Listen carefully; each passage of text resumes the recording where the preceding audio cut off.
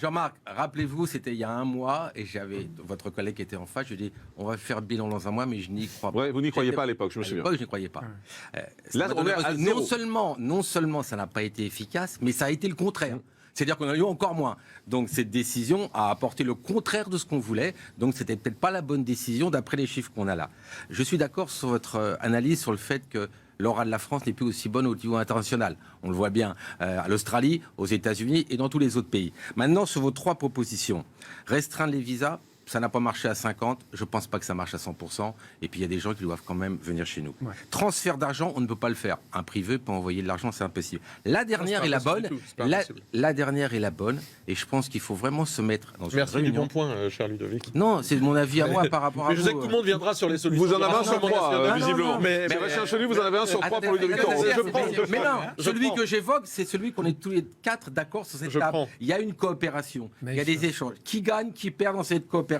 Je pense qu'il faut faire cette réunion, mais même au-delà avec les 4, et puis dire, bon voilà, vous êtes bien gentils, qui gagne, qui perd. Et là, c'est là où ça fait mal. Ils l'ont dit de façon rapidement, les 3 pays. C'est pas le fait que vous baissiez les visas qui me fera changer Voilà, c'est la problématique. Donc, allons sur ce qui marche. Mais pourquoi s'ils l'ont dit, pourquoi le gouvernement fait ça? Pour faire du vent? C'est de la com? Attendez. Mais la preuve que non, c'est l'effet inverse. Il n'y en a plus aucun qui. Il y a plus aucun. Mais c'est un effet contraire. C'est-à-dire que la décision a empiré la situation sur des chiffres qui étaient à 0,2% d'OQTF qui sont émis. On passe à 0%. Bah oui. Monsieur le maire, c'est quoi votre solution pour envoyer les gens qui. Est-ce que vous l'avez, la solution? Je viens de vous le dire. Il faut. De toute façon, on ne pourra pas envoyer si le pays en face n'est pas d'accord. Ça, c'est clair. Alors comment les contrer?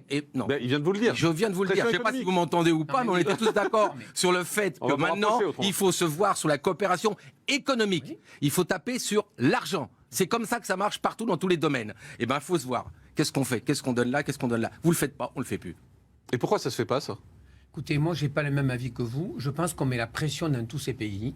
Je pense qu'il faut à la fois les aider économiquement pour que les gens restent chez eux. Mais c'est quoi notre moyen de pression, alors? Mais aujourd'hui, pour l'instant, c'est dans la matière de coopération. C'est tout. On est en train de. Mais donc vous dites la même chose. Mais attendez, il y a bien un rapport de force à un moment donné. Gérard Darmanin s'est déplacé en disant. Oui, il s'est déplacé, ok, mais ça a apporté quoi? On est à 0, excusez-moi. Vous me dites il se déplace. On s'en fout du voyage. Le problème de la politique, c'est que les gens ont l'impression qu'on a toujours les solutions. Ah bah si vous ne les avez pas, il faut laisser la place. Attendez, mais c'est pas que ça. Excusez-moi. Merci de reconnaître votre incapacité à solutionner les problèmes du pays. J'adore les gens. Il n'y a qu'à Faucon. C'est-à-dire que ça fait 5 ans qu'il y a un mandat de nul. Si nous étions aux affaires, nous ferons mieux. Vous voyez bien que c'est une campagne à l'échalote. Tout le monde propose tout. Marine Le Pen, elle est venue. Mais donc vous me dites qu'on n'a pas de solution. Non, je ne vous dis pas ça. Je vous dis qu'à la fois, on a réduit les visas et qu'à la fois, tous les jours, on met la pression à ces pays pour qu'ils acceptent. Mais ça ne marche pas. Mais ça fonctionnera. Mais quand, demain, dans un an, dans 10 ans, dans le temps. Un point, cher Jean-Marc Morandini, un point. Je reviens pour contredire ce que disait Ludovic Toro sur les taxations, notamment des envois de capitaux. Vous pouvez, et un État peut augmenter le taux de taxation sur les envois de capitaux à l'étranger. Vous pouvez très bien le faire. Et donc, à partir du moment où vous augmentez très fortement ces taxations, eh bien, en augmentant la taxation dessus, évidemment, eh bien, donc, vous faites pression économiquement. Mais bien sûr que vous le faites. Enfin, vous le savez très bien qu'il y a des transferts d'argent qui sont limités. Évidemment, vous ne pouvez pas envoyer 50 000 euros sans un certain nombre de contraintes, etc. Monsieur, vous allez demander une taxe supplémentaire. Mais monsieur, mais le transfert se fera quand même, vous êtes d'accord avec moi? Mais vous pouvez augmenter toutes ces taxations et faire pression économique. C'est un autre levier. Vous n'avez pas voulu. Un peu, en fait. Vous n'avez pas voulu. Vous n'avez pas voulu Ludovic Toro, activer ce levier. on patauge. Débat. Attendez, vous avez pris une décision qui est inefficace à un mois. Il vous dit non. Non seulement Patrick Vignal vous dit ça a empiré la situation, il faut faire autre chose. Qu'est-ce qu'on vous propose maintenant? C'est vraiment d'y aller, pas seulement pour constater les faits, on les constate tous, mais pour dire, voilà, vous faites pas ça, économiquement, on vous donnera pas ça. Il y a comme ça que... Alors, l'individuel peut marcher, c'est-à-dire, mais à mon avis, il faut le faire vraiment de pays à pays, collectivement. Ouais, je suis pas sûr qu'il faille taper sur les familles en France. Il ne faut pas le faire sur l'individuel. Il faut le faire de pays à pays, de ministre à ministre. Quand on signe des traités de coopération, où on met de l'argent, et je suis pas sûr qu'on bénéficie, on n'est peut-être pas bénéficiaire dans cet échange entre ces deux pays, et ben il faut taper dessus. Allez, autre sujet dans l'actualité, c'est l'ex-Victor. Alors, tout otage, pour le ramener en France, soit on donne de l'argent, soit on fait un échange d'otages. Là, il y a 200 otages, donc personnes qui étaient emprisonnées pour djihadistes avec des faits bien précis, donc des gens dangereux. On a fait cette négociation comme on le fait tout le temps, donc elle a été libérée. Néanmoins, quand elle est rentrée, elle a dit qu'elle avait épousé la religion de l'islam. Elle a dit très clairement que ce ne sont pas des méchants ceux qui m'ont... Il y a eu peut-être le Stockholm ou pas le Stockholm, mais depuis le début, elle dit qu'elle veut retourner là-bas. Pourquoi ? Pour 2 raisons. Elle a sa fille adoptive. Et deuxième raison, elle veut s'occuper au point de vue humanitaire de nouveau. Donc elle a tout fait avec son fils. Elle n'a pas eu au début le visa, elle n'a rien eu. Elle n'a pas, et d'ailleurs elle est recherchée par la gendarmerie sur place. Ce que je veux dire par là, qu'on a libéré 200 personnes qui potentiellement restent dangereux. D'accord. Et c'est pas voilà. Donc la problématique aujourd'hui, est-ce qu'elle psychologiquement elle est pas bien ou bas, c'est pas le problème. C'est qu'elle a depuis le début dit je veux retourner là-bas. Elle l'a dit, elle l'a fait. Son fils l'accompagne, alors qu'au début, son fils voulait la ramener. C'est un peu compliqué aussi. Là, il faudrait poser la question à son fils qui dit on la ramène, parce que c'est vrai qu'elle a été emprisonnée, mais dans ses discours, elle disait que j'ai pas vraiment été emprisonnée. Je ne leur en veux pas. Alors, Ludovic, je vais vous poser la question autrement. Est-ce que la France aujourd'hui doit s'intéresser à son sort ? Non. Attendez, elle est rentrée d'une façon illégale dans ce pays.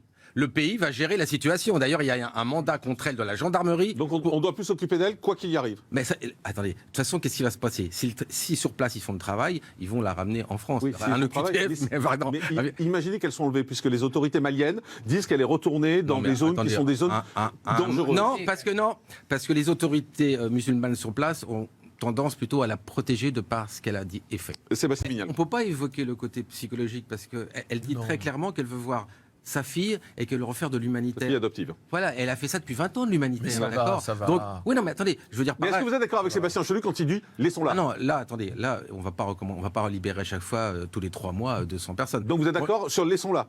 Moi, maintenant, elle a choisi sa vie. Elle a choisi sa vie. Elle sait très bien ce qu'elle risque.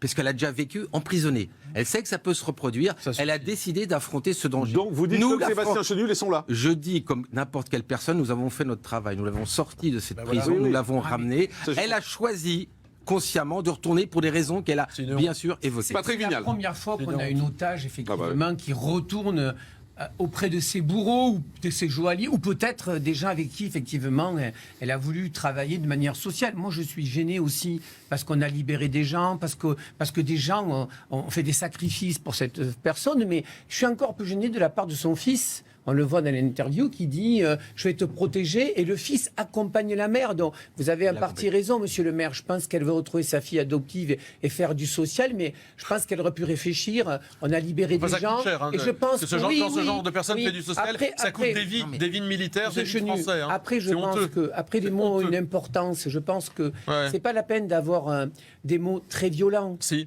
Je vais vous dire. Mais si, il y a des gens qui meurent pour des gens pareils. Je voudrais avoir la thèse de monsieur le maire, c'est-à-dire que je pense qu'elle va retourner là-bas. Je pense que les Maliens vont la ramener et qu'après, il faudra la surveiller en France. Si elle la trouve, hein. Mais elle ne va pas s'amuser. Mais elle a sa fille. Elle a essayé de faire venir sa fille en France. Ça va nous coûter combien, cette plaisanterie ? Donc elle a été voir sa fille. Je veux dire, voilà. Non, mais ça va nous coûter combien, cette plaisanterie ? On va aller la chercher, on va la protéger. Non, mais ça va nous coûter combien, cette plaisanterie ? Ça suffit, Madame Pétronin a suffisamment coûté à la France. Elle prend ses responsabilités. Au revoir et merci. Qu'est-ce que vous pensez de cette campagne ? En fait, bon, c'est bien, ils l'ont enlevé parce que ça voulait rien dire.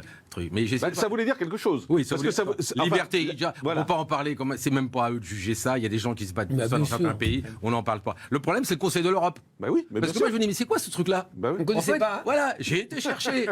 C'est le premier qui a été créé, en fait. Ça fait longtemps que ça existe. Oui, c'est le premier qui a été créé au niveau européen, d'ailleurs, qui s'est élargi à 47 pays, d'accord ? Mais le problème, il y a une guerre entre l'Union européenne et ce Conseil, qui veut bouffer de ce Conseil. Donc là, soi-disant, ils sont là pour les droits des personnes, pour les choses, on élargit à tout le monde. C'est un truc très sulfureux qui vient de sortir son efficacité là et qui a retiré au bout de 24 heures. C'est une remise en question complète. Je pense que l'UE veut depuis longtemps manger le Conseil de l'Europe, d'accord ? Et ça finira comme ça. Et voilà. Mais donc, juste quand même, ce Conseil de l'Europe, c'est avec notre argent ? Oui. Donc cette campagne 180 millions d'euros. C'est fait avec notre argent. C'est nos impôts. 180 millions d'euros par an, d'accord ? Avec des gens qui sont nommés de chaque pays pour siéger. Mais je pense qu'on a l'Union européenne et qu'il faut des fois enlever les choses, non pas qui ne marchent pas, mais qui font le contraire. Sébastien Chenu, c'est quoi ce cirque-là ? Qu'est-ce que vous pensez de ce qui s'est passé hier ? Alors déjà, au début, je ne pensais pas qu'il y allait. Je me dis, s'il y va, à mon avis, c'est pas pour répondre au juge, c'est plutôt pour se défendre lui-même. Il était un peu obligé d'y aller. Hein. Il était un peu obligé d'y aller, mais bon, il a pas répondu aux questions. Il y a été pour dire, je ne dirai rien. Il s'est appliqué sur un article de la Constitution 67.1 qui dit que pendant son mandat, ce qu'il décide théoriquement. Maintenant, la question, est-ce que ces sondages rentrent dans son mandat ? C'est la seule question qui a à trancher. Si ça rentre dans son mandat, il y a l'immunité, c'est une irresponsabilité du chef de l'État, et c'est la loi, donc on ne peut rien faire. Et il a raison de le mettre en avant. Mais est-ce que vous avez le sentiment que les juges ont envie de se faire Nicolas Sarkozy ? Vous savez, il y a un mur, je veux dire, après, voilà, on se rend bien compte qu'il y a certains juges qui ne l'aimaient pas à son époque. Ah, il y a un mur, d'accord, oui, c'est le mur des cons, d'accord. Ouais, voilà, il y a un mur, parce que je réfléchissais à ce que vous vouliez dire. Voilà. Non, moi, je me dis qu'un juge, c'est un juge, et puis voilà, il exerce sa fonction, et je lui donne crédit, d'accord, de sa fonction, et théoriquement, il n'a pas rentré dans le champ politique. Néanmoins, là, la réponse qu'a apportée le président de la République, elle est juste. Maître Jean-Yves Le Borne, bonjour, merci d'être en direct avec nous. Ludovic Toro vient de dire la réponse apportée par Nicolas Sarkozy, elle est juste. Est-ce que vous êtes d'accord avec ça ? Écoutez, je partage cet avis. Ludovic Toro, et après je vous parle de la bourse. En fait, pour le PS, c'était la candidate par défaut, parce qu'il n'y avait pas beaucoup de candidats. Mais néanmoins, moi, ce qui m'interpelle, c'est qu'on lui pose la question sur le temps horaire de travail, il dit que c'est une question débile. C'est ça sa réponse. Et la question, c'est est-ce que vous êtes pour 32 heures ? Elle répond, mais on peut en discuter. Elle répond ces questions. Est-ce qu'on peut répondre à un journaliste votre question ? C'est quoi ? Elle dit depuis le début que la question du temps de travail doit être débattue avec les partenaires. Regardez-moi, oui, attendez, écoutez-moi, c'est vous qui ne me comprenez pas. Excusez-moi, c'est comme tout à l'heure quand vous avez dit à Jean-Marc, la question n'est pas bonne. Si, la question est bonne. On a le droit de se poser la question, celle qui veut devenir présidente de la République, est-ce qu'elle est pour ou contre diminuer de 35 à 34 et à 32 ? C'est quand même la présidente de la République. Oui ou non ? Et elle répond tout simplement, votre question est débile. Excusez-moi, c'est pas une réponse. Allez, on va